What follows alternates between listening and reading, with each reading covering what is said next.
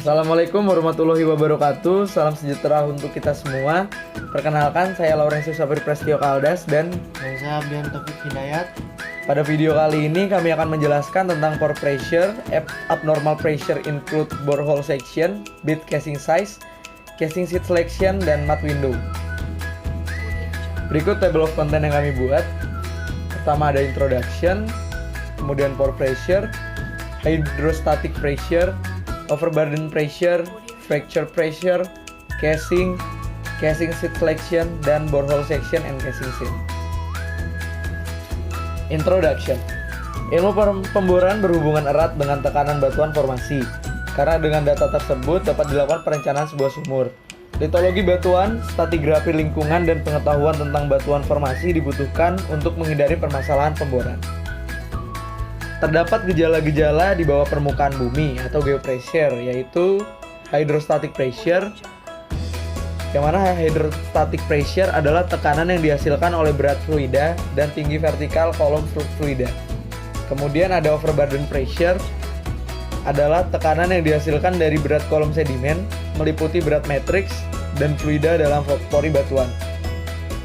Dan yang ketiga ada pore pressure, adalah tekanan yang disebabkan oleh fluida, air formasi, minyak, dan gas yang terdapat dalam pori batuan.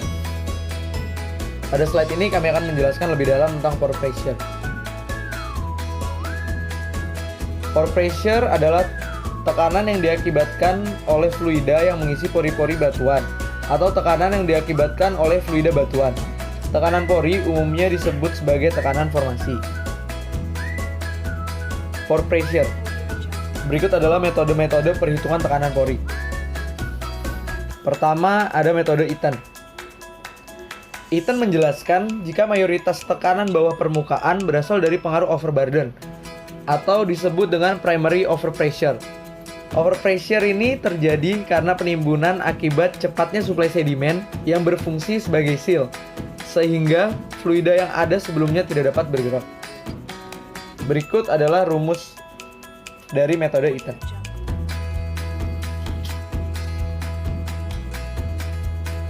Kemudian ada metode Bower.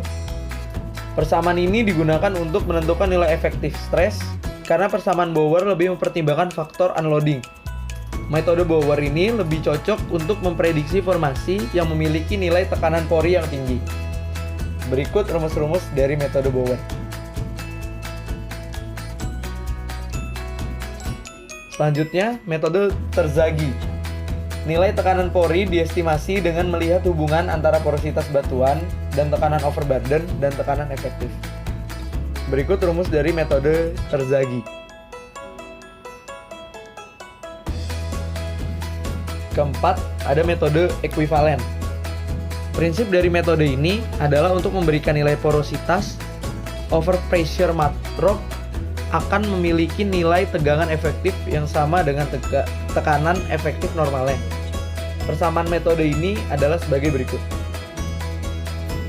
Pore pressure dibagi menjadi 3 jenis, yaitu tekanan normal, tekanan abnormal, dan tekanan pori subnormal. Tekanan normal. Tekanan formasi normal adalah tekanan yang disebabkan oleh berat fluida yang berada dalam pori batuan. Jika perlapisan sedimen terendapkan di dasar laut, maka butir-butir sedimen tersebut akan terkompaksi satu sama lain, sehingga air akan keluar dari ruang pori batuan tersebut. Jika proses tersebut berlangsung dengan baik, dari air bawah permukaan masih tetap berhubungan dengan laut di atasnya melalui ruang pori yang saling berhubungan, maka akan menghasilkan tekanan hidrostatik. Gradien hidrostatik PSI per feet nilainya bervariasi tergantung dari densitas fluidanya. Pada umumnya, air asin di lapangan minyak mempunyai kadar mineral terlarut bervariasi antara 0 sampai 2000 ppm. Berhubungan dengan hal tersebut, maka gradien hidrostatik bervariasi antara 0,433 psi per feet untuk freshwater sampai sekitar 0,50 psi per feet dengan asumsi garam sebesar 8000 ppm. Gradien ini menunjukkan tekanan normal, Sedangkan untuk setiap tekanan formasi yang nilainya di atas 0,465 psi per feet disebut tekanan abnormal atau overpressure. Yang kedua ada tekanan abnormal. Tekanan abnormal adalah tekanan yang menyimpang dari gradien tekanan normal. Penyimpangan tersebut kurang dari 0,45 psi per feet atau overpressure atau tekanan abnormal lebih besar dari 0,45 psi per feet. Tekanan abnormal biasanya berkaitan dengan adanya sealing mechanism. Penyekatan atau sealing mencegah adanya kesetimbangan tekanan yang terjadi dalam urutan proses geologi. Sekat atau seal terbentuk oleh adanya penghalang permeabilitas atau permeability barrier yang dihasilkan dari proses fisika maupun kimia. Physical seal atau penyekat fisik dihasilkan dari patahan selama proses pengendapan atau pengendapan butir-butir material yang lebih halus. Chemical seal atau penyekat kimia berasal dari kalsium karbonat yang terendapkan sehingga terjadi pembatas permeabilitas. Tekanan abnormal. Penyebab tekanan abnormal. Artesian berfungsi sebagai tekanan yang dapat menyebabkan terjadinya kesalahan perhitungan tekanan pori sehingga menyebabkan terjadinya tekanan abnormal pada saat pengeboran. Sumber artesian pada ketinggian 1500 feet mempunyai bottom hull pressure sebesar 702 psi atau 9 ppg EMW. Normal pressure. Sungai artesis yang ada menjadi barir sehingga menyebabkan seluruh tekanan pori yang berada di bawah sungai artesis tetap, yaitu 702 psi. Ketika pemboran dilakukan pada ketinggian sekitar 100 feet, maka densitas lumpur bor 9 ppj tidak mencukupi untuk menahan tekanan formasi. Untuk itu, densitas lumpur harus dinaikkan sebesar 13,5 ppg EMW atau abnormal pressure agar memberikan tekanan hidrostatik tetap 702 psi dan mencegah terjadinya blowout. Tekanan abnormal yang disebabkan sungai artesis ini umumnya menyebabkan terjadinya shallow gas atau adanya gas pada kedalaman yang dangkal. Dengan diketahuinya kedalaman shallow gas ini, maka casing point harus ditentukan di atas kedalaman shallow gas. Selanjutnya ada uplift dan erosi. Jika dilihat dari gambar ini, hampir sama dengan tekanan abnormal yang disebabkan oleh sungai artesis shale yang dapat dilihat pada gambar sebelumnya.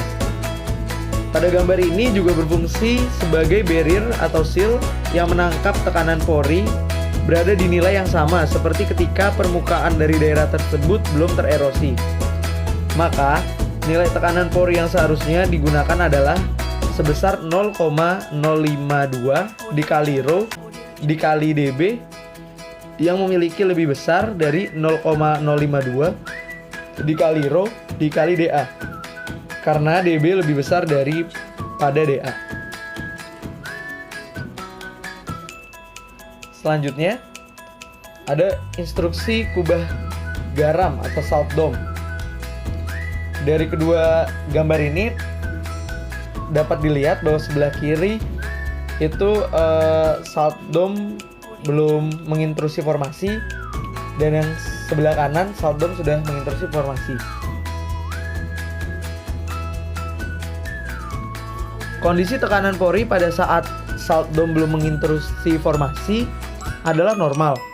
Kuba garam bergerak ke permukaan dan mengintrusi formasi yang menyebabkan patahan. Dapat dilihat pada gambar sebelah kanan, besarnya tekanan pori atau formasi yang terdorong oleh kuba garam adalah sama dengan sebelum formasi tersebut terintrusi. Maka, tekanan sel yang berada di bawah dan di atas memiliki tekanan yang sama karena tekanan yang terperangkap. Kuba garam atau salt dome bersifat impermeable terhadap fluida dan cenderung plastis pada suhu tertentu. Formasi di bawah kuba garam akan mengalami overpressure karena fluida formasi yang di bawahnya tidak dapat mendispersikan fluidanya mengalir melewati lapisan garam yang impermeable.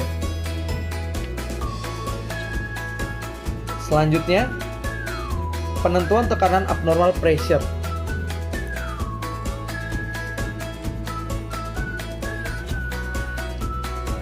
Untuk mendeteksi tekanan formasi abnormal selama pemboran berlangsung, didapatkan hasil log yang terdiri dari gamma ray yang digunakan untuk mengidentifikasi litologi batuan. Shell memiliki natural emitting GR yang lebih tinggi dibandingkan dengan batuan sand dan limestone. Kemudian ada sonic yang digunakan untuk mengetahui porositas dan tekanan formasi karena hasil log tidak dipengaruhi oleh ukuran lubang bor, temperatur, dan salinitas batuan. Kompaksi batuan berhubungan dengan porositas dan densitas dari batuannya sehingga dapat digunakan untuk pengukuran tekanan pori.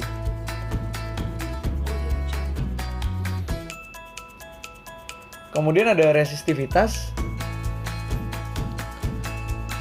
atau shell akan mengikat terhadap kedalaman. Hasil log ini bergantung pada nilai porositas. Pada saat log resistivitas membaca suatu formasi dengan tekanan abnormal, pembacaannya akan rendah karena batuan shell memiliki porositas yang tinggi dan adanya fluida yang terperangkap di dalamnya.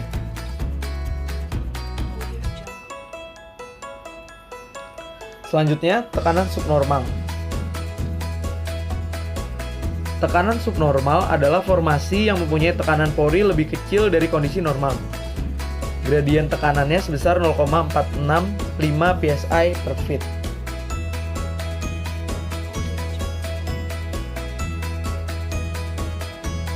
Tekanan pori subnormal. Pada gambar ini dapat dilihat bahwa selama proses kompresi berlangsung akan menyebabkan perlapisan batuan terlipat atau bagian atas terlipat ke atas dan bagian bawah terlipat ke bawah, sehingga perlapisan bagian tengah akan mengembang dan mengakibatkan terjadinya subnormal pressure.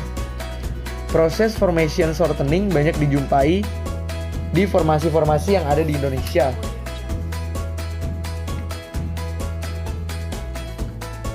Kemudian ada potentiometric surface.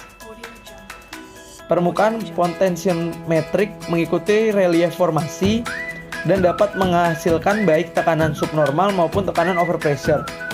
Permukaan potentiometrik ini didefinisikan sebagai batas ketinggian kenaikan air yang dibor dari aquifer yang sama.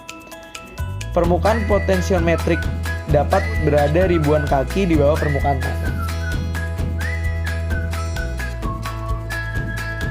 Kemudian ada pergeseran epirogenik, yang mana perubahan elevasi dapat menyebabkan terjadinya tekanan abnormal pada formasi yang terbuka secara lateral, tapi di bagian lainnya tersekat. Jika singkapan arahnya naik, akan menghasilkan tekanan abnormal, dan jika arahnya ke bawah, akan menghasilkan tekanan subnormal. Perubahan tekanan jarang disebabkan oleh adanya perubahan elevasi saja, tetapi juga karena adanya proses erosi dan pengendapan adanya kehilangan atau pertambahan saturasi air pada batuan sedimen juga penting. Batas besarnya tekanan subnormal kurang diperhatikan dalam praktek lapangan. Geopressure seperti yang tadi sudah disebutkan dibagi menjadi 3, dan pada slide ini kami akan menjelaskan tentang hydrostatic pressure. Tekanan hidrostatik adalah tekanan yang diakibatkan oleh kolom fluida, merupakan fungsi kedalaman tinggi vertikal dan berat jenis fluidanya. Tekanan bawah sumur dapat dihitung dengan mudah pada kondisi sumur statik.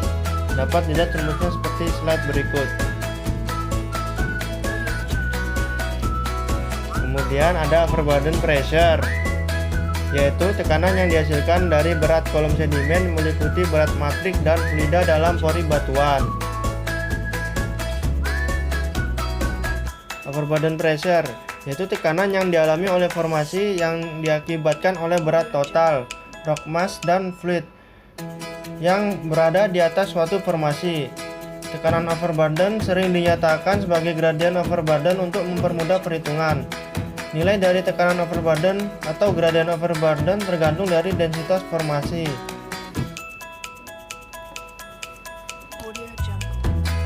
Tekanan rekah. Kekuatan rekah dari formasi sangat bergantung pada tekanan overburden. sehingga tekanan reka di setiap kedalaman formasi tidak sama. Tekanan reka dipengaruhi oleh 3 gaya atau stress yang bekerja pada batuan, yaitu vertical stress, horizontal minimum stress, dan horizontal maximum stress. Gambar di sini menunjukkan batuan yang mengalami tekanan overburden vertikal dan tekanan overburden horizontal. Ketika batuan itu mencapai titik maksimum stresnya, maka batuan itu akan mengalami rekah atau retak. Untuk gambar ini menunjukkan hubungan antara kedalaman versus tekanan pada formasi. Biasanya mempunyai normal pore pressure gradient, overburden gradient, dan fracture pressure gradient. Berdasarkan gambar ini, dalam operasi pemboran gradient mat harusnya melebihi normal pressure gradient dan kurang dari fracture pressure gradient. Terdapat 3 persamaan untuk menghitung tekanan reka, yaitu Hubbard and Wills, yang kedua yaitu Matthews and Kelly, dan yang ketiga itu Eaton.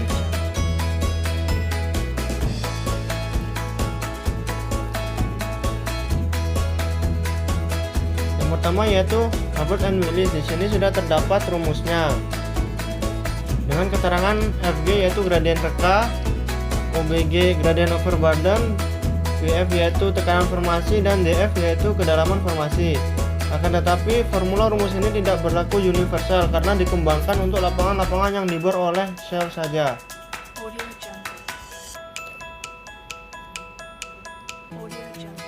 Kemudian yang kedua yaitu ada Matthews dan Kelly. Perbedaan dengan rumus Hubbard and Willis tidak banyak, hanya di koefisien KI-nya saja, itu pun tergantung dari lapangan yang dibor. Harga KI yang disediakan oleh Matthews and Kelly ini adalah spesifik untuk sumur-sumur yang dibor oleh Exxon. Di sini sudah terdapat rumusnya. Yang ketiga ada rumus dari Eaton. Untuk rumus dari Eaton ini merupakan formulasi yang paling banyak digunakan saat ini. Pembahasan selanjutnya yaitu tentang casing. Pertama, kita melakukan pengeboran, kemudian run konduktor casing dan dilakukan penyemanan. Kemudian lakukan pengeboran kembali dan run surface casing, kemudian melakukan penyemanan kembali. Kemudian melakukan pengeboran kembali, run intermediate casing, dan lakukan penyemanan kembali. Dan yang terakhir yaitu melakukan pengeboran kembali, run production casing, dan lakukan penyemanan kembali.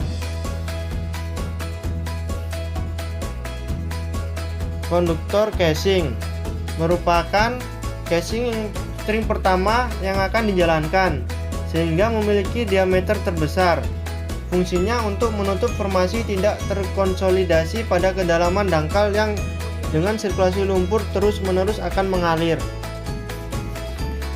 Kemudian yang kedua ada surface casing.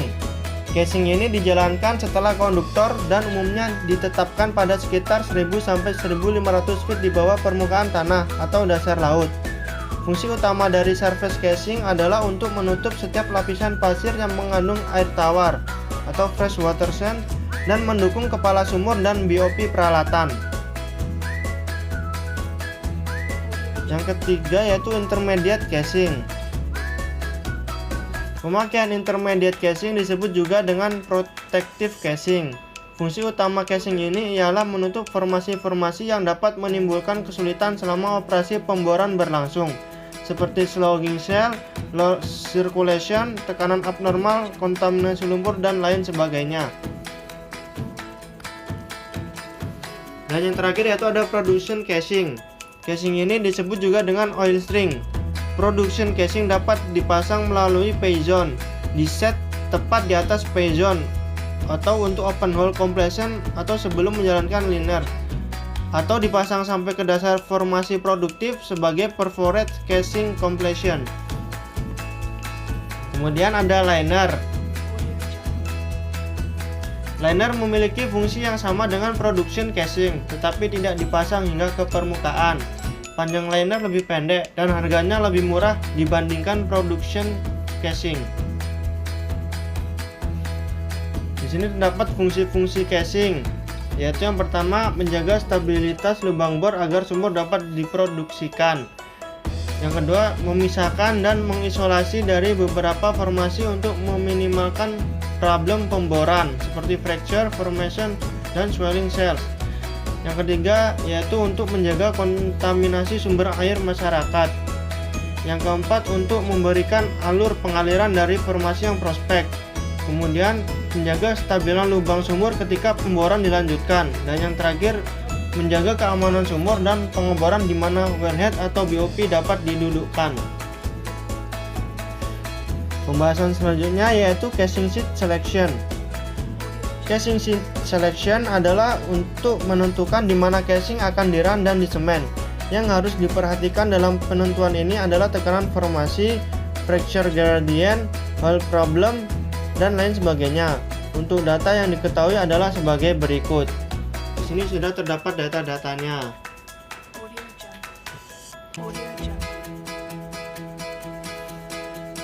Untuk hasil pembahasan penentuan titik casing setting depth dilakukan dengan memplot grafik antara tekanan formasi dan gradien rekah terhadap kedalaman ditambah dengan trip margin dan kick margin yang dinyatakan dalam IMW dalam satuan ppg. Pembahasan selanjutnya yaitu borehole section and casing size. Selanjutnya yaitu borehole section and casing size. Di sini kami mengambil contoh apabila casing dan liner size-nya 4,5 inch, maka bit dan hole size-nya yaitu 6 1/8 inch. Kemudian casing dan liner size-nya 7 inch, maka bit dan hole size-nya yaitu 8 1/2 inch. Begitu selanjutnya kita tinggal melihat ke tabel yang ditunjukkan oleh anak panah. Yang lingkaran merah anak panah. Di sini kami menggunakan beberapa daftar pustaka untuk bahan presentasi kami. Bisa dilihat bibliografi ini. Sekian presentasi dari kami, semoga dapat menambah ilmu dan wawasan bagi para pembaca semua. Mohon maaf apabila terdapat kesalahan dalam ucapan dan penulisan, karena kesempurnaan hanya milik Yang Maha Kuasa. Terima kasih. Wassalamualaikum warahmatullahi wabarakatuh.